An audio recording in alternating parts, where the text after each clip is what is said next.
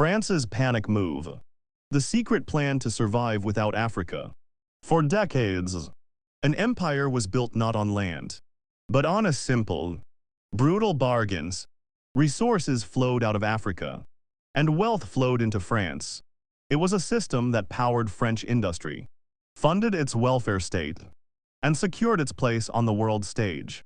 But listen closely. That sound you hear is the sound of that bargain breaking. A quick montage. President Emmanuel Macron looking stern at a press conference. A graph showing France's trade with Africa plummeting. A headline about Russian Wagner forces in Mali. Nations across Africa are rising up, tearing up the old contracts, and expelling their former masters. And in the halls of power in Paris, a single, terrifying question is being asked. What happens when the resources stop? Tonight, we uncover France's desperate, multi-billion euro plan to survive in a world where it can no longer rely on Africa. France's panic move. The secret plan to survive without Africa. The old empire, how France built its fortune on African soil. To understand the panic, you must first understand the empire. For generations, France maintained a neo-colonial grip on its former colonies in Africa through a system known as France-Afrique. It was a web of control, military control, with bases from Senegal to Djibouti, financial control, through the CFA franc, which tethered African economies to the French treasury, and most importantly, resource control. Uranium from Niger powered France's nuclear reactors. Oil from Gabon fueled its cars, and a steady stream of cobalt, bauxite, and other minerals fed its industries. This wasn't just trade. It was a lifeline. It allowed France to punch far above its weight, presenting itself as a self-sufficient European power. But beneath the surface, resentment was building. A new generation of Africans, connected and aware, saw the exploitation for what it was, and the stage was set for a revolution. The African refusal, the collapse of the old order. The collapse began not with a whisper, but with a roar from the Sahel, the very region France considered its backyard. One by one, the dominoes fell. Mali, Burkina Faso, Niger, in swift, popular military coups. Pro-French governments were toppled. The new leader's first order of business, kicking out the French military and annulling the exploitative mining contracts. The impact was immediate and catastrophic for the French model. Their privileged access to some of the world's most critical resources vanished almost overnight. But the problem was bigger than just the Sahel. Across the continent, African nations were waking up. They saw China offering infrastructure without political strings, and Russia offering security cooperation without the colonial baggage. France was no longer the only game in town. The message was clear. Africa was closed for business as usual. And in Paris, the panic began to set in. Please like and subscribe to help us to continue creating verifies content like this. The Great Pivot. France's three-pronged survival strategy. Faced with an existential threat to its economic model, France is now executing a dramatic, high-stakes pivot. This is not a minor adjustment. It's a complete overhaul of its national strategy, built on three key pillars. Pillar 1. The Fortress France refinery plan. First, France is trying to bring the value chain home. The crown jewel of this effort is the electro-mobility materials Europe. ZEM. Project a massive new refinery near Bordeaux.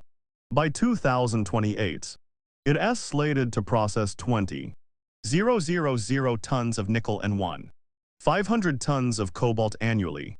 The goal? To control the processing of these critical minerals, the most valuable step, on French soil, even if the raw ore comes from Canada or Brazil. The high-value output, the battery-grade materials, will be made in France. Pillar 2.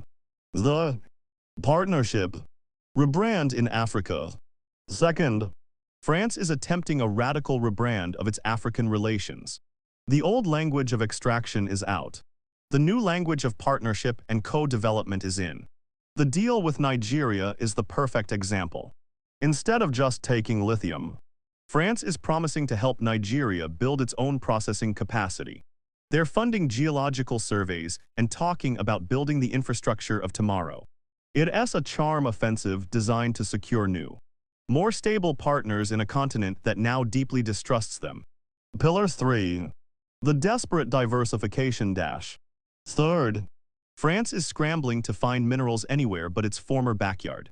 They are actively courting suppliers in Latin America, Canada, and Southeast Asia.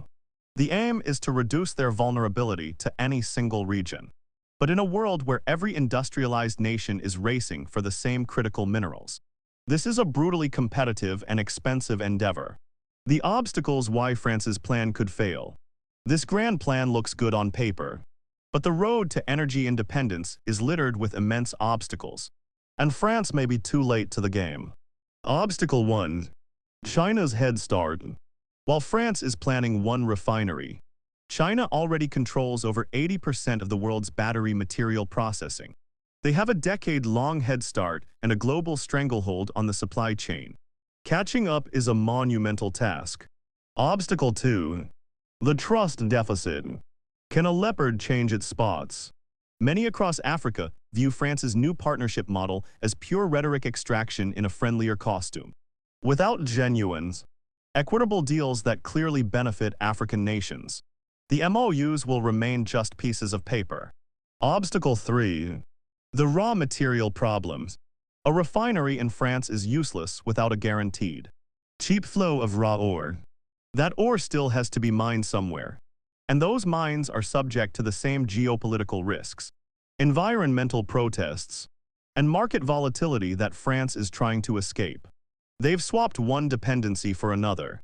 The verdict: a nation at a crossroads. So, what does this all mean? France stands at a historic crossroads.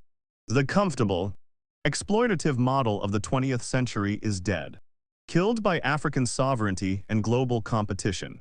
Their new path is fraught with risk, expense, and uncertainty. It requires genuine humility, fierce innovation, and a willingness to compete on a truly level playing field for the first time in generations. This isn't just about batteries and refineries. It's a test of whether a former colonial power can adapt, or whether it will be left behind in the new global order. The age of privilege is over. The age of competition has begun. France's panic is real. Their plan is ambitious, but the world is watching to see if it's enough. So, what do you think? Is France's pivot a masterstroke or a desperate gamble that's destined to fail? Can they truly move beyond their colonial past? Let me know your thoughts in the comments below. If you want more deep dives into the hidden forces shaping our world, make sure to smash that like button, subscribe, and hit the notification bell so you don't miss what's next.